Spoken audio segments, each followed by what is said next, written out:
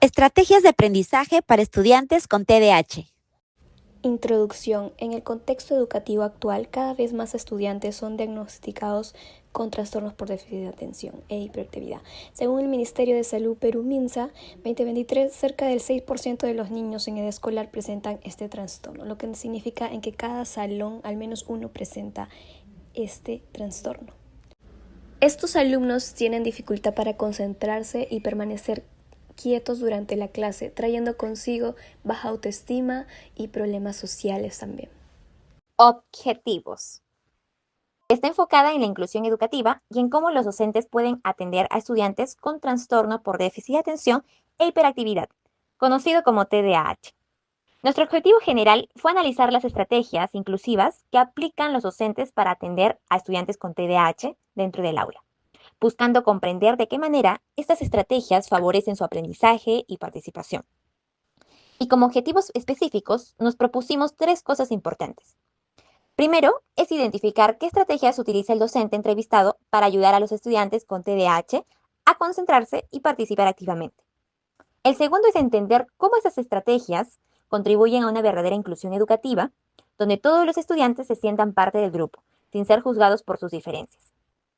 Y el tercero es reflexionar sobre el papel del docente como guía, acompañante y mediador, que no solo enseña contenidos, sino que también forma personas desde la comprensión, la empatía.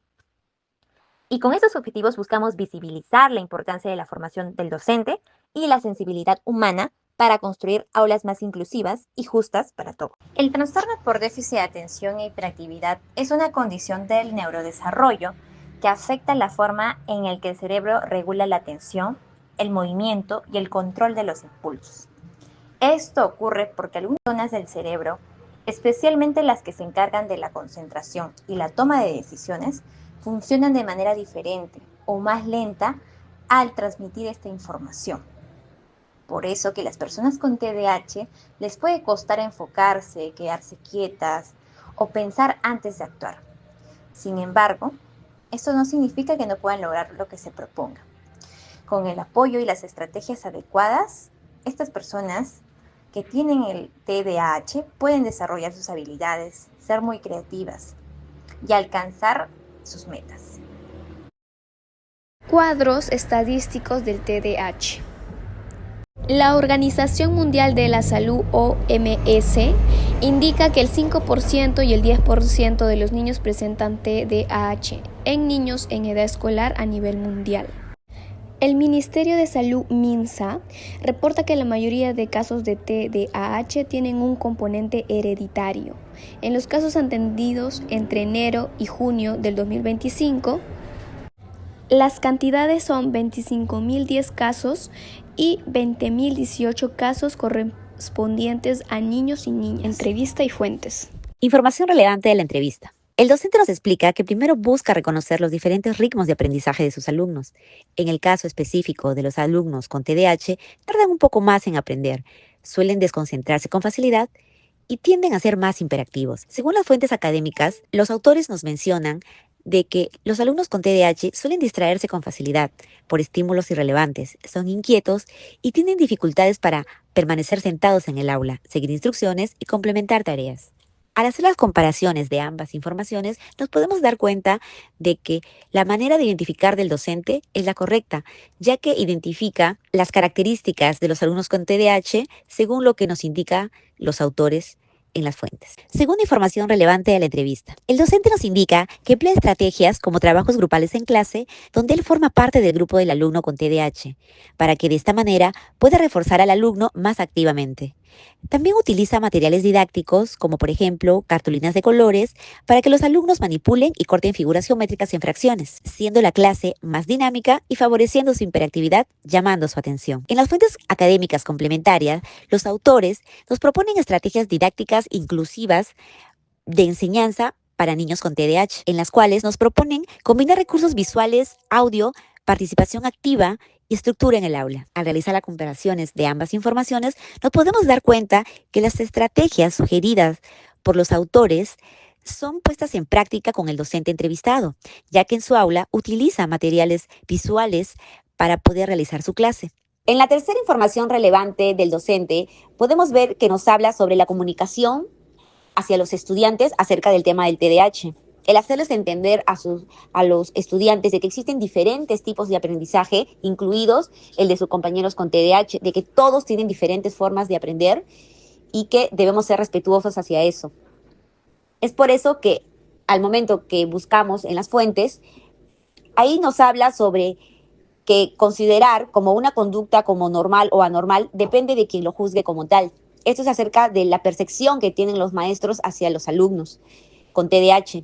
Al hacer la comparativa de la información, vemos que todo está de la mano del docente, de que va a depender mucho de cómo el docente lo maneje en el aula el caso para que ayude en cómo sus compañeros lo tomen en cuenta al alumno con TDAH. El hacer este tipo de aprendizaje como un aprendizaje normal entre sus compañeros, de que todos tienen diferentes formas de aprender y que ellos empaticen con eso, es importante para el desarrollo del aprendizaje del niño con TDAH. Siguiente información relevante de la entrevista. El docente entrevistado nos dice que en la formación docente que recibió no le prepararon adecuadamente para atender casos en TDAH.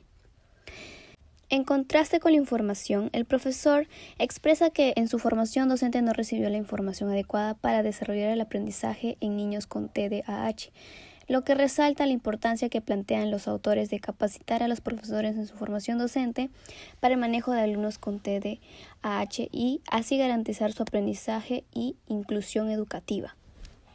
Contrastando con la información, en la respuesta del docente podemos identificar las diferencias entre la realidad en las instituciones educativas peruanas y lo que debería tener una institución preparada para recibir a estudiantes con TDAH según los autores. La falta de apoyo de la institución educativa nos muestra el camino déficit del docente para enfrentar el aprendizaje de alumnos con TDAH, lo que los obliga a investigar de manera independiente y crear sus propias estrategias dentro del aula. Ahora responderemos las siguientes preguntas. Primera pregunta. ¿Cómo observo o identifico que la práctica del docente elegido se relaciona con la teoría seleccionada sobre minorías educativas y didáctica para la construcción del audiovisual? Durante la entrevista, observamos que el docente entrevistado mantiene una práctica muy coherente con la teoría sobre minorías educativas, ya que busca adaptar sus estrategias a las necesidades reales de sus estudiantes con TDAH, que es la minoría que analizamos en este trabajo. No se limita al cumplir el currículo, sino que se enfoca en entender cómo aprende cada estudiante y en ofrecer espacios de aprendizajes más flexibles, dinámicos y visuales. De esta manera, de enseñar se relaciona directamente con los enfoques inclusivos de la didáctica, que consideran la diversidad como una oportunidad de aprendizaje compartido. Además, en su práctica se nota una mirada empática y humana, donde enseñar no solo implica transmitir conocimientos, sino también acompañar emocionalmente a los estudiantes, en especial aquellos que enfrentan dificultades para concentrarse o mantener la atención. Pregunta 2.